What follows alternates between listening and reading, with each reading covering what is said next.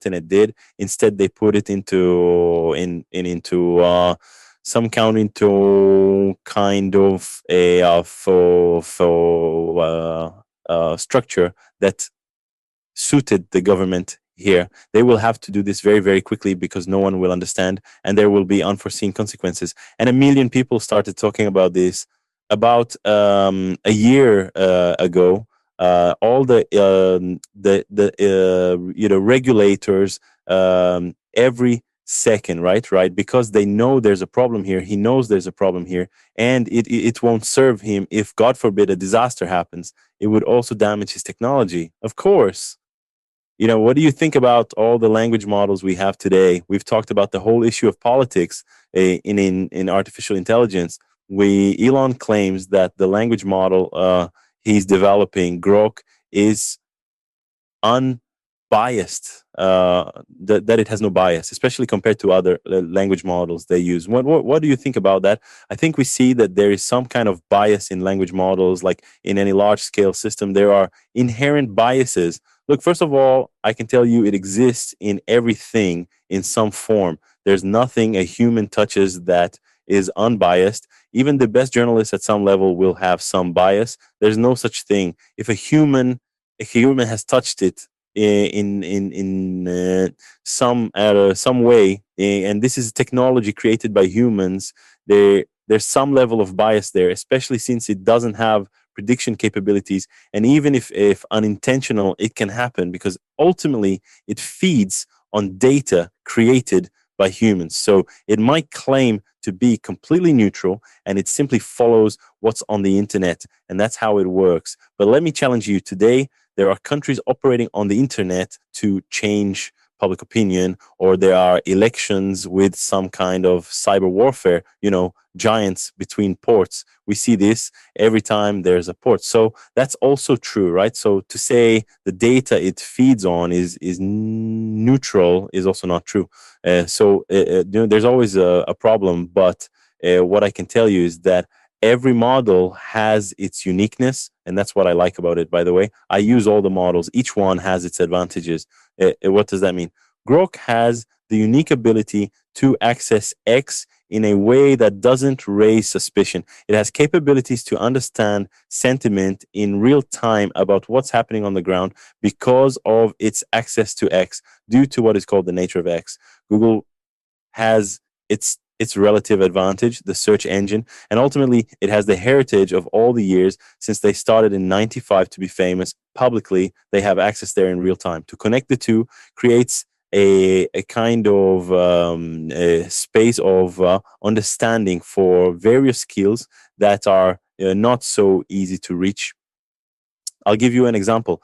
Now, if someone wants to come into the real estate field and get some understanding, and on the other hand, also wants to make some comparisons about that real estate, for example, prices and various things, Google has amazing capabilities to come in and access all kinds of places that the public doesn't even know exist and extract data from there. GPT, for example, doesn't have all those capabilities. But what do they have? First of all, they have the originality and simplicity of the technology they brought to the world, and they have a certain a structure they created in every output, how the answer is built, how it's formulated, to create some simplicity aimed at lay people. That means it's very simple, so lay people can understand it. It's simple, and it's not for nothing that billions of people use ChatGPT Plus. When people ask a question, they hope for an answer. It's simple, fast, like SMS. So you see, I personally move between one to another. I just use them in some kind of hybrid, and each has its capabilities, but all are biased. Where do you think this will take us? What do you think, first of all, about the job market, and how do you see today's technology compared to, let's say, not too far ahead? I think, first of all, I agree with you. Let me tell you a story. I sat with one of the largest organizations in Israel with thousands of employees, and I told them, listen, now there's some autonomous agent that basically can replace almost half of your employees. For every 4 workers, you can put 1, maybe with some help. Listen to what he told me. He said, I know that, and you're right. But how? I have contracts for 5 years ahead with many companies here in the market. Many, many, many companies in the market. And the percentage itself doesn't matter to him. Even if he did it faster, they bought into this on a basic premise. Now, from their perspective, I can't use this person for anything, nothing for the next 5 years. I can't, and he's theirs. He works only for them. He can show you. He can finish the job in May in Shoei is 15 minutes, and then sit facing the wall and stare at it until the end of the day, but it doesn't matter. This is the situation. I won't fire him. I won't change anything. I can't. I just can't. There's no reason for me to cancel the contract with this organization and that one and so on. I can't do that, not even in a simple way. First of all, we have to remember that in the labor market, there is inertia, there is still time.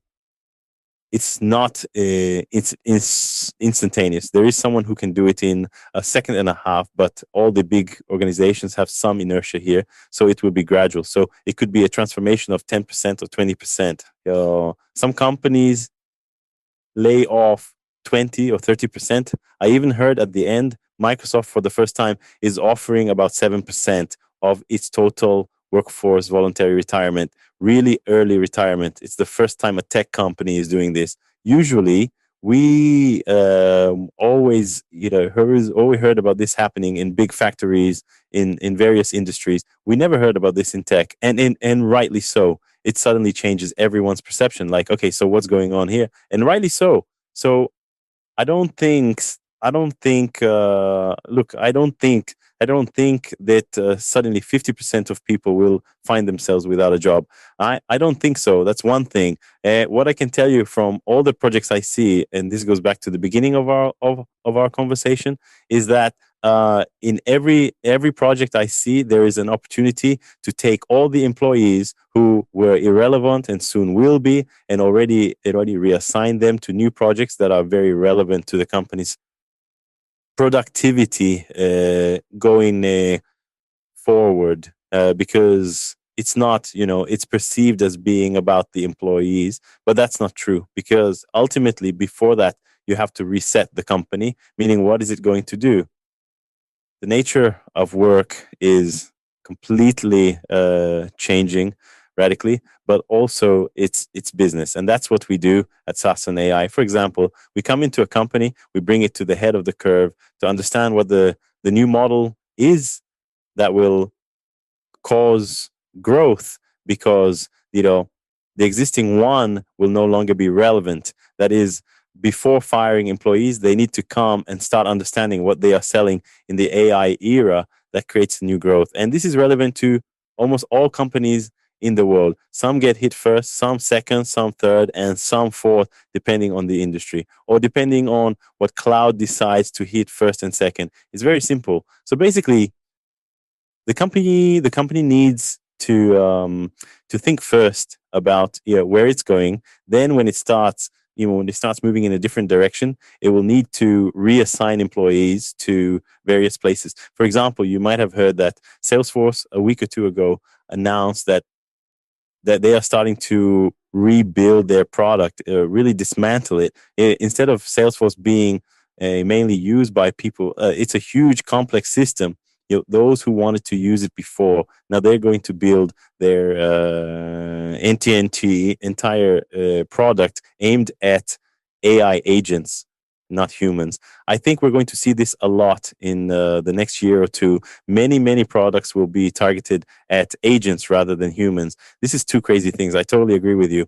For example, in banking, we created the most advanced simulation environment in the world for attacks and defenses. What does that mean? It's essentially an environment, exactly what you're talking about. Previously, a bank would come and say, I want to put security in place, and then enter a months long PRC process, testing attacks and defenses until they made a decision.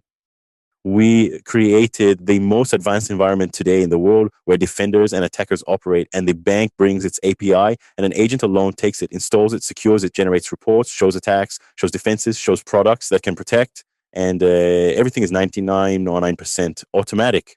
Now, this thinking is vertical in every sense. It will work for everything. That's why you see the glass box as some kind of database that will become the standard. Now, what is the glass box? What is this? Is this Osofos? Or that's not the Sosos, that is agent. The agent is essentially something, a body, an intelligence that represents us. That's why Salesforce wants it. Because today, as you said, we're building with the application. For example, there are certain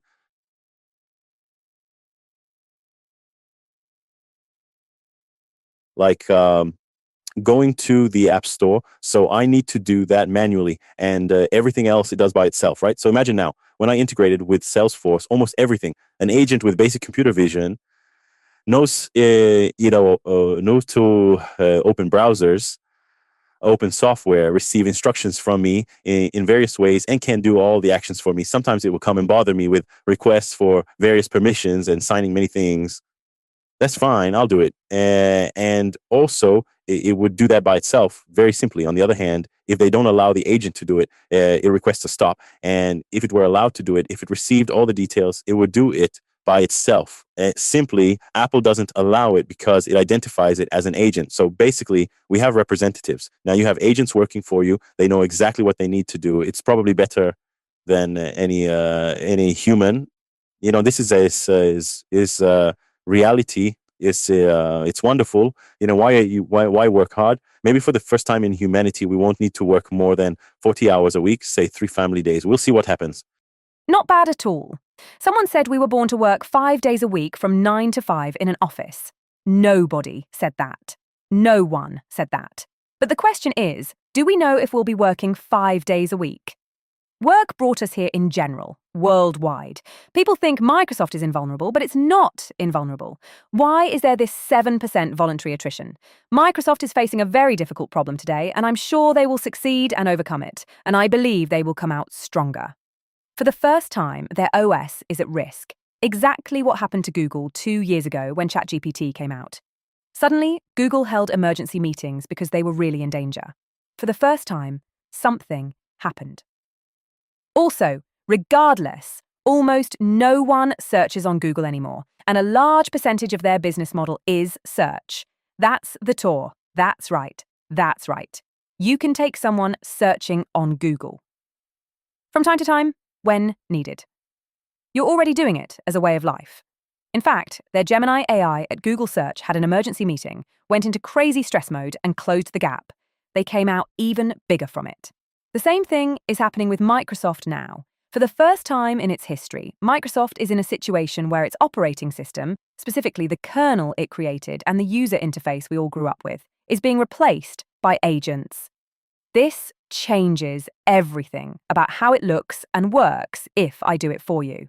What really interests you is how many agents can talk to me well enough that I can connect with them effortlessly, that they understand my speech clearly because as little confusion as possible, work in parallel, and bring me exactly